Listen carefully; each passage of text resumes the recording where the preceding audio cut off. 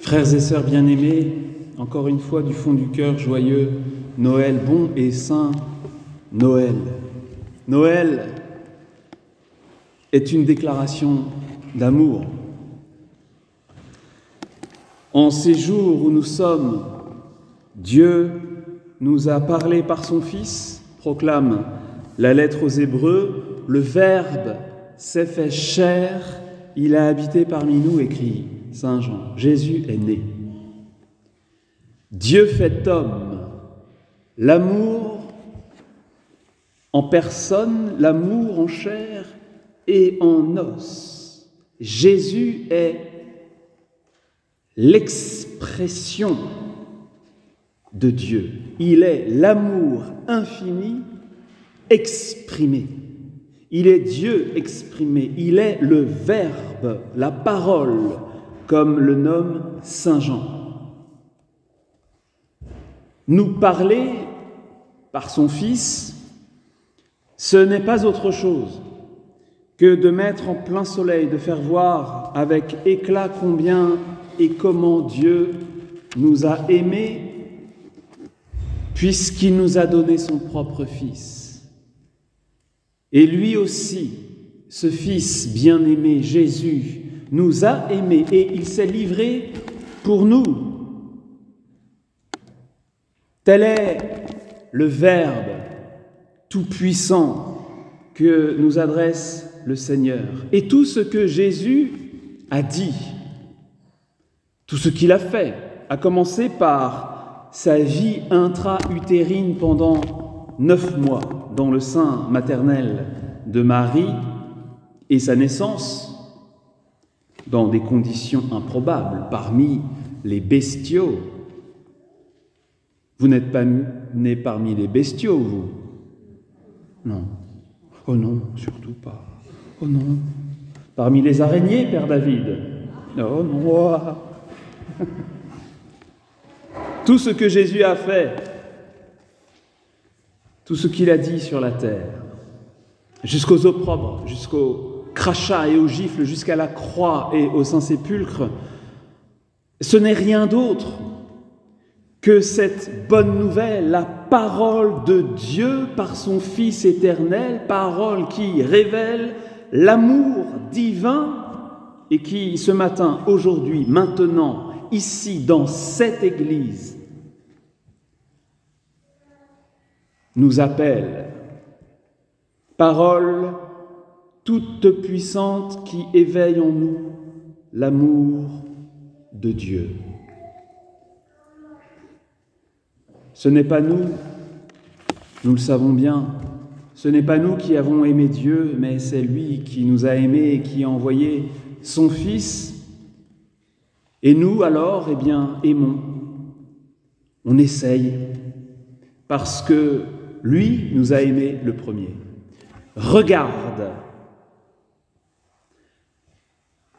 ce nouveau-né enveloppé de l'ange par Marie et couché dans une mangeoire. Et réalise qu'il est là pour toi. Et c'est pour toi que son petit cœur immense bat.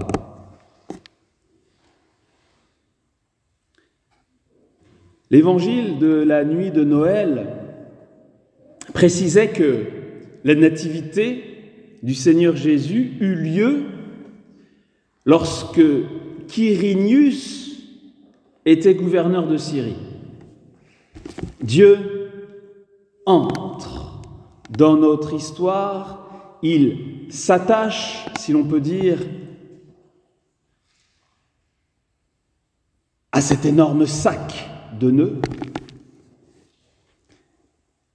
Et ceci me permet de faire le lien avec les actualités. En particulier, pour commencer, la chute de Bachar al-Assad. Le dictateur syrien est tombé. Merci Seigneur.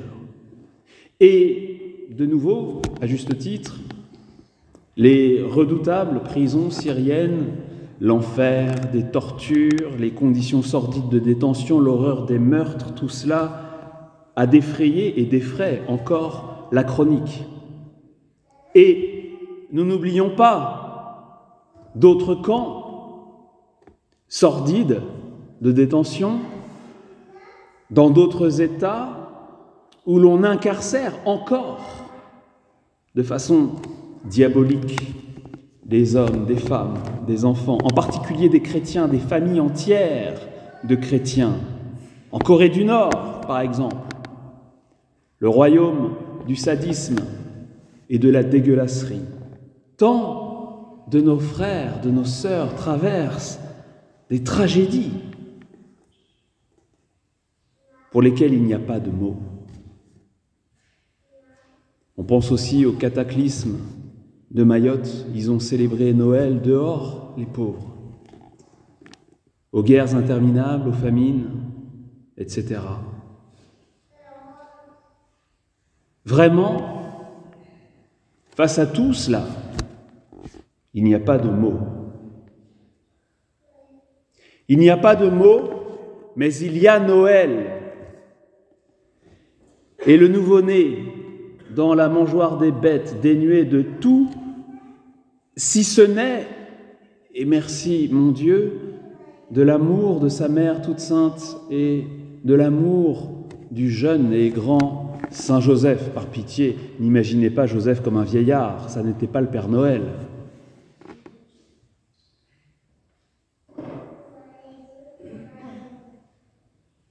Dans le silence de la nuit, puis du petit matin, Dieu repose dans une crèche, incapable de parler.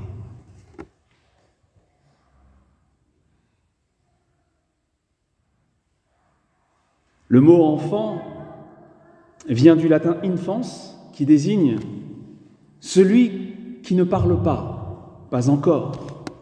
Alors je me suis dit, peut-être que face à tous les drames que l'on vient d'évoquer, et puis des drames qui vous touchent peut-être de manière plus personnelle, vous ou les vôtres,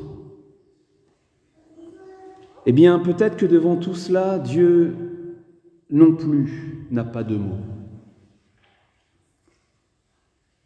Et alors son silence vaut mieux que bien des discours, parce que son silence est celui d'un Dieu au cœur par trop bouleversé.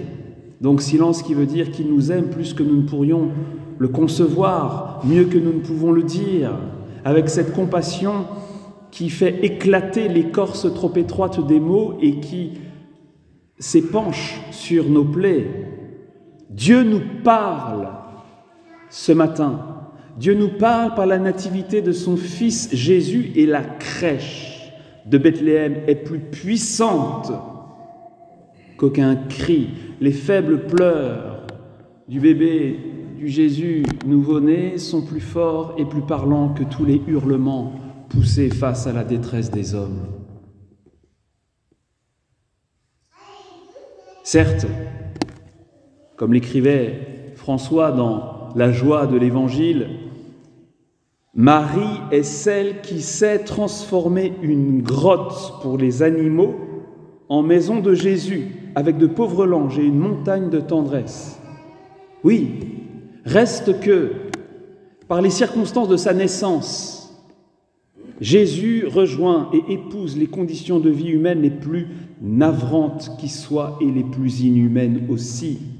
Noël nous montre que Dieu est totalement dans notre camp, en particulier celui des plus petits, des pauvres, des malheureux. Le Fils éternel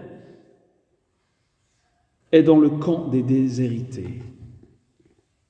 Et de toutes celles et tous ceux qu'on violente, qu'on viole, qu'on oublie, sur lesquels on fait une croix facilement, ou qu'on laisse comme une chose qu'on jette. En chaque victime innocente souffre le petit roi de Bethléem, le roi des rois, le Dieu de l'univers. Et l'Évangile selon saint Matthieu nous apprend que dès que le tyran Hérode, qui régnait alors dans la région, a appris que Jésus était né, ce fou, jaloux de son pouvoir, décréta la mise à mort dans Bethléem et tous ses environs de tous les enfants de moins de 2 ans. Toute la petite famille, Joseph, Marie et l'enfant, toute la Sainte Famille, dut prendre la fuite, tout laisser pour survivre. Et Jésus passera comme ça, ces toutes premières années, en Égypte, c'est-à-dire en exil. Avant d'être un ressuscité, Jésus aura été un survivant. Noël, c'est donc trop clair, est une déclaration d'amour.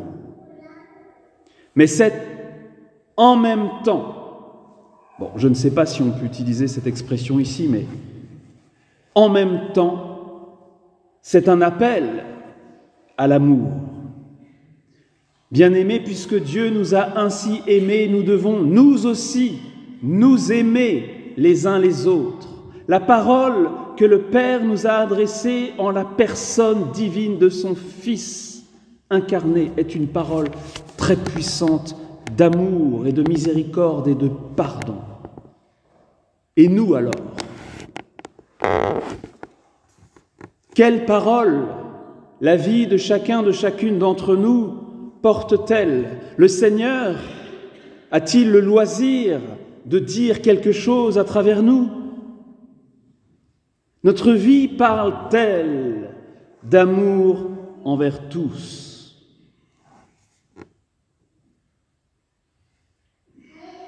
Dans sa lettre encyclique Fratelli Tutti, le pape François évoquait la figure très attachante de saint François d'Assise. Et il écrivait de la vie de cet homme qu'il était uni à ceux qui étaient de sa propre chair. Il brûlait d'un amour surmontant les barrières de la géographie et de l'espace. Son cœur était sans limite, un cœur sans limite. C'est bien simple, saint François aimait tout le monde. Il aimait le monde entier. Et dans la lettre publiée par le pape pour le jubilé de l'incarnation inaugurée cette nuit, il évoque de nouveau la figure de saint François qui percevait, je cite, la création comme une grande famille. Non seulement la paroisse du Bosset est une famille que Dieu réunit, cette réalité nous est chère, mais la création tout entière, c'est ma famille. Même les petites araignées. Ça n'est pas un hasard si saint François, peut-être le savez-vous, fut l'inventeur de la crèche vivante. Il voulut que la messe fût célébrée dans une étable avec des animaux. C'était à Greccio, en Italie, en 1223, et à sa suite, ses compagnons ont propagé l'usage de confectionner des crèches avec des figurines qui sont les ancêtres de nos chers santons. François, qui porta aussi les stigmates sanglants de la passion de Jésus aux mains, aux pieds, aux côtés, n'était plus que prière et amour. La parole qu'il porta par sa vie fut Jésus. Jésus, la bonne nouvelle qui en ce jour nous est adressée et confiée. Comme ils sont beaux les pas du messager qui porte la bonne nouvelle, qui annonce le salut. Écoutez la voix des guetteurs. Ensemble, ils élèvent la voix et c'est un seul cri de joie, car ils voient de leurs propres yeux le Seigneur qui vient.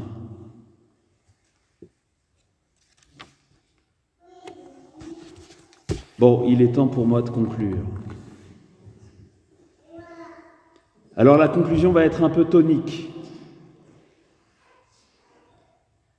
Un texte de saint Paul que nous avons lu cette nuit dit que la grâce de Dieu, l'amour gratuit de Dieu, manifesté pour le salut de nous tous, nous apprend à renoncer à l'impiété. Alors c'est quoi l'impiété? On va faire simple. L'impiété, c'est de s'en foutre de tout ça. Ou de faire très peu de cas, en fait, de tout ce que je viens de vous dire. Et dans sa première homélie, sa première prédication, aussitôt après avoir été élu pape, François a dit, attention, tonicité maximale, « Celui qui ne prie pas le Seigneur, prie le diable. » Quand on ne proclame pas Jésus-Christ, on proclame la mondanité du diable, la mondanité du démon. Oula. Bon, c'est moi qui dis oula. Oula parce qu'on n'est pas très habitué de la part d'un homme comme François, très ouvert, apôtre, infatigable de la tendresse de Dieu. On n'est pas trop habitué chez lui à ce genre de paroles. Celui qui ne se prosterne pas devant l'enfant de Bethléem se prosterne devant le diable. Oula. Mais posons-nous la question. Si nous ne prions pas, quelle résistance opposons-nous aux forces qui ravagent le monde?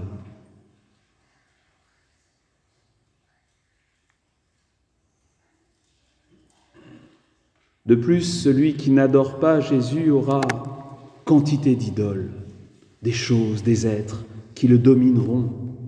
Et si nous ne sommes pas en mesure de vénérer et d'honorer tout homme, surtout le plus petit de nos frères, c'est sans doute que nous nous prosternons trop devant nous-mêmes. Frères et sœurs bien-aimés, Jésus notre Sauveur nous aime, c'est trop clair. Il s'est donné pour nous afin de nous racheter de toutes nos fautes et faire de nous son peuple, un peuple épris de sa parole, un peuple ardent à faire le bien. C'est Noël. L'amour est déclaré et il nous appelle.